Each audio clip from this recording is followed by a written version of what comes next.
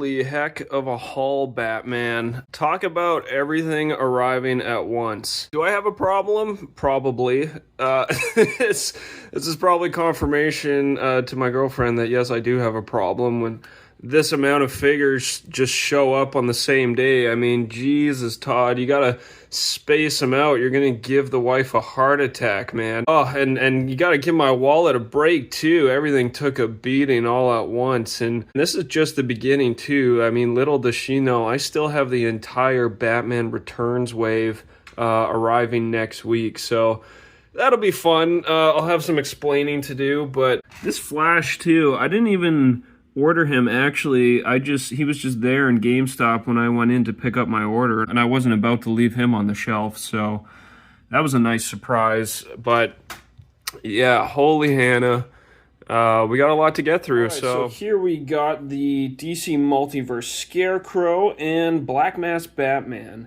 I'm just gonna review these two together because I don't know, Black Mask Batman kind of seems like a spooky type of character that kind of fits the same vibe as Scarecrow here, so I don't know, it makes sense. Maybe Scarecrow, got blasted with some fear toxin and he's seeing Batman all scary like this, like it was in Batman Begins.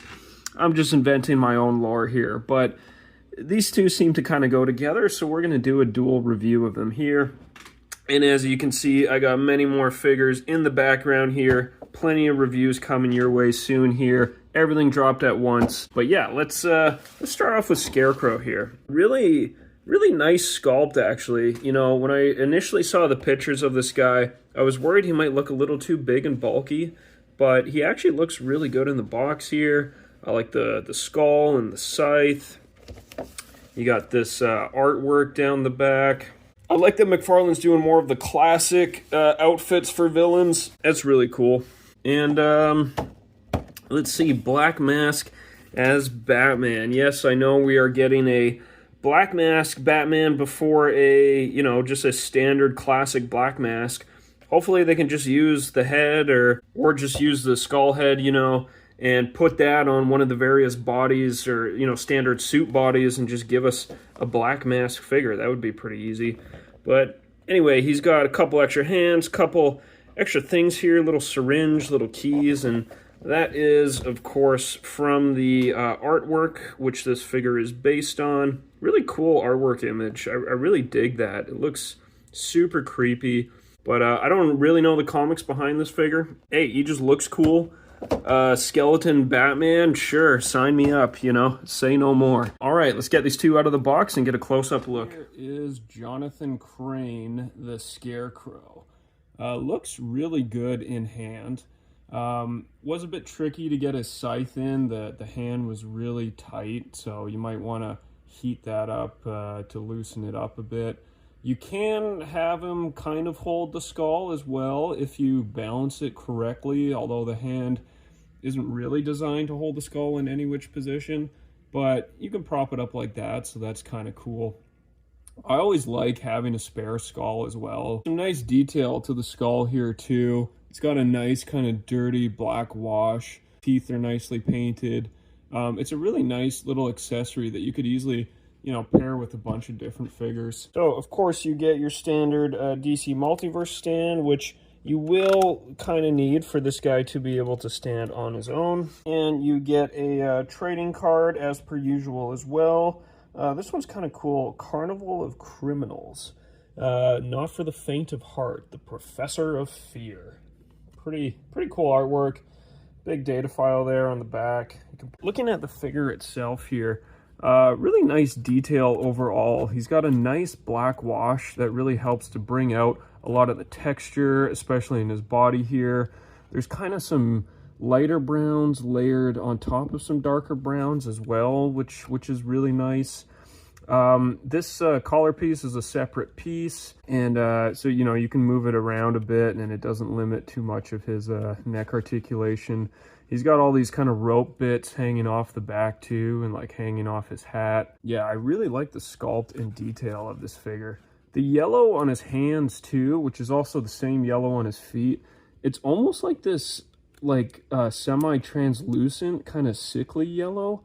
And it looks really good. I think it just fits the figure well. Try and get a close-up look at that head sculpt there. That is pretty cool. I like the red eyes. You know, the hat is going to create a bit of shadow. I like the expression too. He's kind of got this wry grin, like it's a very evil, like kind of cackling Scarecrow look. Really, really nice. It does look like a burlap sack, and the black wash really does help to bring out all those little line details there. Now, your articulation on this guy is, you know, again, with McFarlane, it's always a mixed bag. Arms can go really wide out like that. You could have him, you know, standing up like a Scarecrow on a cross kind of thing in a field. You know, you got the pinned double jointed elbows. The wrists are a little tight. This kind of straw stuff doesn't get in the way of their movement.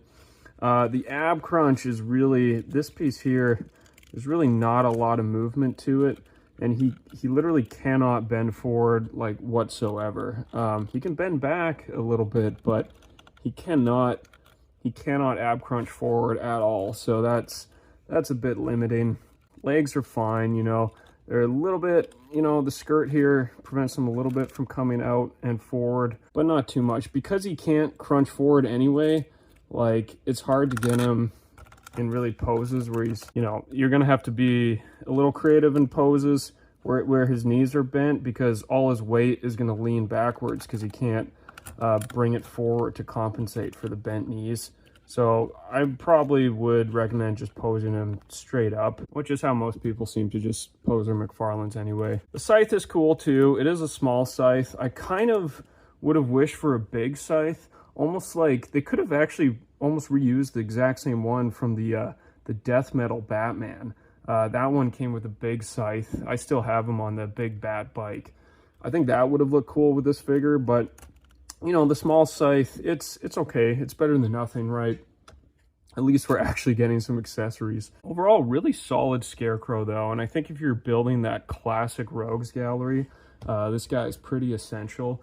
And you know, it's a timeless outfit for Scarecrow. He could really fit in with modern Batman, with Silver Age Batman, like with pretty much any era of Batman. Like this has kind of always just been the Scarecrow outfit. So yeah, I'm pretty happy with him.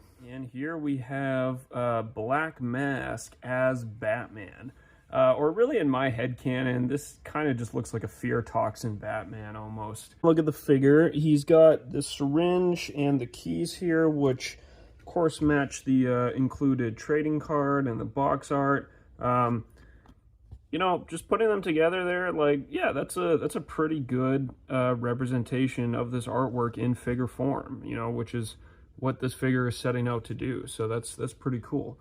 And if you want to learn a little bit more about the origin of the artwork, well, there you go. There's the bio on the back of the card. Take a look at that head sculpt. That is pretty darn cool.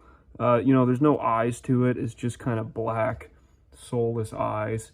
Everything's kind of like a dark blue with a little bit of like light blue gray speckle to kind of bring like the bone kind of texture out of it. It's a great head sculpt, and you know, really they probably could just shave down the ears and make a Black Mask out of it, or you know, I'm sure some crafty, you know, customizers could do that themselves. He is using the same body buck as the Nightfall Batman. Let me take a look down. It's the exact same legs, all the same joints and articulation there. He's got a nice wired cape and kind of a, it's almost like a dark gray, almost blue, kind of metallic.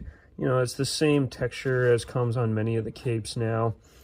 I think this belt is from, I think it was like the Batman 1000 or year 1000 or something like that. It looks good on him, you know, it's kind of golden and shiny. It's, I don't know, it's a very Halloween-y, kind of creepy Batman. Doesn't have to make sense, just has to look cool. And look cool he does. Aside from the syringe and keys, you do get a few extra hands. Now, I love these kind of grabby, expressive hands. They're a lot of fun. You know, you could have them in kind of that creeper pose, or you can even have them holding the keys with one of these up like that. These are fun hands too. It's nice to see that. All right, so that's gonna do it for my review of the Scarecrow and Black Mask as Batman. While both are solid figures, I do think Scarecrow is more of a must pick up, whereas the Black Mask Batman is an easier pass, although he does pair well with some other spooky type figures such as Scarecrow here. But that's all for me. Let me know what you guys think, and see you on the next one.